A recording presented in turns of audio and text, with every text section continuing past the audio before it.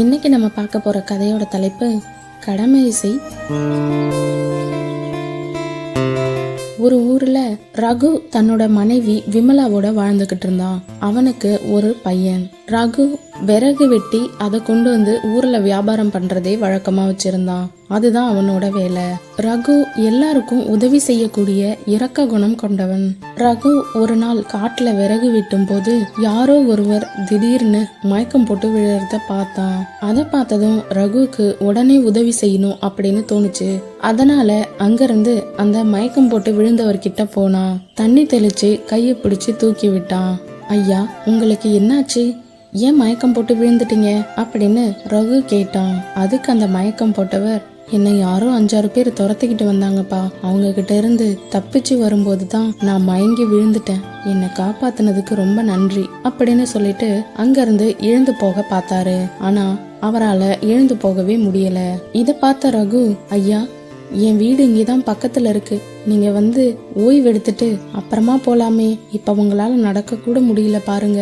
வேற எங்கேயாவது போய் விழுந்துட்டீங்கன்னா உங்களை யார் பாப்பா அப்படின்னு சொல்லி தன்னோட வீட்டுக்கு அழைச்சிட்டு போனான். அவருக்கு கொஞ்சம் சாப்பாடு கொடுத்து கொஞ்ச நேரம் ஓய்வு எடுக்கவும் வச்சான்.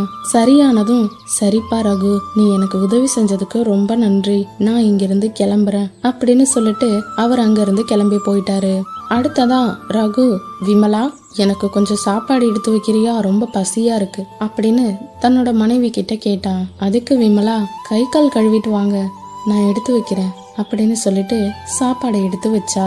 அந்த நேரம் ரகு வீட்டு வாசல்ல, ஐயோ எனக்கு ரொம்ப பசியா தாகமா இருக்குப்பா, யாராவது கொஞ்சம் சாப்பாடு தரீங்களா அப்படின்னு சொல்லி ஒரு வயசான அம்மா உட்கார்ந்து இருந்தாங்க.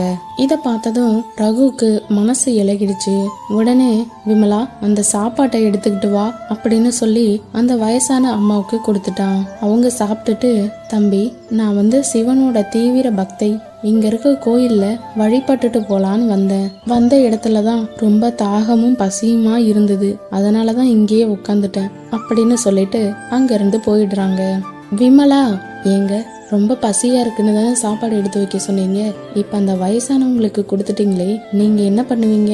உங்களுக்கு பசிக்கலையா அப்படின்னு கேட்டா. அதுக்கு ரகு, இல்ல விமலா, எனக்கு இப்ப பசிக்கல.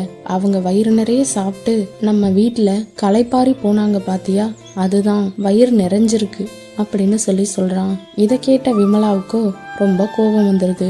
இங்க பாருங்க, சும்மா அவங்களுக்கு இவங்களுக்குன்னு ஏதாவது உதவி செஞ்சுக்கிட்டே இருக்கீங்க. ஆனா அதுக்கான பலன் நமக்கு ஏதாவது கிடைக்குதா?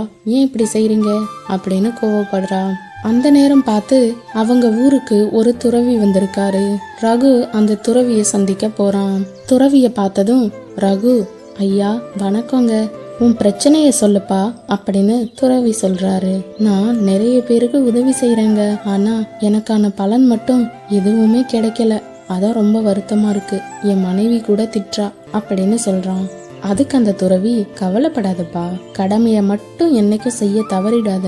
உனக்கான பலன் ஏதாவது ஒரு சூழ்நிலையில கண்டிப்பா கிடைக்கும் அப்படின்னு சொல்றாரு. அதுக்கு ரகு, ஐயா, இது வரைக்கும் நான் எவ்வளவோ பேருக்கு செஞ்சிருக்கேன். ஆனா நாங்க இன்னும் சாப்பாட்டுக்கு கூட கஷ்டப்பட்டுட்டு தாங்க இருக்கோம். எங்களுக்கு ஒரு நல்ல வழி பிறக்கவே இல்லைங்க அப்படின்னு சொல்றான். அதுக்கு அந்த துறவி, என் வார்த்தையை நம்புப்பா, நீ கடமைய மட்டும் தவறாம செய், உனக்கான பலன் கைமேலே கிட்டும் அப்படின்னு சொல்றாரு. சரிங்க, உங்க வார்த்தையை நம்பி நான் போறேங்கய்யா அப்படின்னு சொல்லிட்டு அவர்கிட்ட ஆசீர்வாதம் வாங்கிக்கிட்டு அங்கிருந்து ரகு வீட்டுக்கு போயிடுறான். நடந்த எல்லாத்தையும் தன்னோட மனைவி விமலா கிட்ட ரகு சொல்றான்.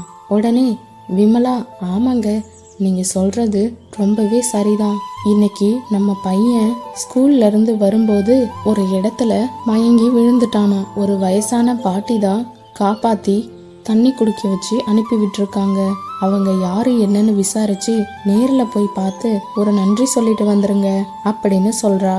இத கேட்டதும் ரகு, சரி விமலா, நான் போய் பார்த்துட்டு வரேன் அப்படின்னு சொல்லிட்டு அந்த வயசானவங்களை தேடி போறான். அது வேற யாரும் இல்ல, இவங்க வீட்டுல அன்னைக்கு வந்து சாப்பாடு வாங்கி சாப்பிட்ட அந்த வயசான அம்மா தான்.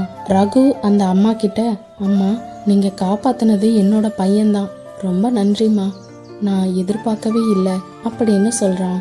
அதுக்கு அந்த வயசான அம்மா, தம்பி, அன்னைக்கு நான் மட்டும் பசி பட்டினியோட வரும்போது எதையுமே எதிர்பார்க்காம நீ உதவி செஞ்சியே, அதே மாதிரி தான்ப்பா நானும் எதையுமே எதிர்பார்க்கல. உன் பையன்னு தெரியாமையே நான் அந்த உதவியை செஞ்சேன். இதுவாவது என்னால செய்ய முடிஞ்சதே அப்படின்னு சொல்றாங்க. அங்க இருந்து ரகு வீட்டுக்கு வரான். வீட்டுக்கு வந்ததும் அந்த மயக்கம் போட்டு விழுந்தவர் இவங்க வீட்டுல உட்கார்ந்துருக்காரு. ரகு, நான் வேற யாரும் இல்ல, பக்கத்து நாட்டு ராஜாதான். என்ன பக்கத்து நாட்டுல இருந்து தாக்க வந்தாங்க. அந்த நேரம்தான் நான் ஓடி வந்தேன். ரொம்ப மயக்கம் வந்துட்டதுனால கீழே விழ போனேன். நீ என்ன காப்பாத்துன. உனக்கு என்ன வேணும்னு சொல்லுப்பா, நான் தரேன் அப்படின்னு சொல்லி ராஜா சொல்றாரு. ரகு, ஐயா எனக்கு எதுவும் வேணாங்க அப்படின்னு சொல்றான். அதுக்கு ராஜா, அப்படியெல்லாம் நீ சொல்லக்கூடாதுப்பா. என்னோட ராஜ்யத்துல உனக்கு ஒரு வேலை தரேன். நீங்க எல்லாரும் குடும்பத்தோட வந்து அங்கேயே தங்கி உங்களோட வாழ்க்கைய நிம்மதியா வாழ்ந்துக்கலாம் அப்படின்னு சொல்லி அங்க இருந்து ரகுவோட குடும்பத்தை அழைச்சிக்கிட்டு போயிடுறாரு. இந்த கதையில இருந்து நாம என்ன தெரிஞ்சுக்கிறோம்னா, நம்மளோட கடமைய நாம சரிவர செஞ்சோம்னா நமக்கான பலன் நிச்சயமா நமக்கு கிடைக்கும் அப்படிங்கிறது தான். எப்பவுமே பலனை எதிர்பார்த்து மட்டும் கடமையை செய்யக்கூடாது. நம்ம கடமையை நாம செஞ்சா தானாவே எல்லாமே நமக்கு நடக்கும்.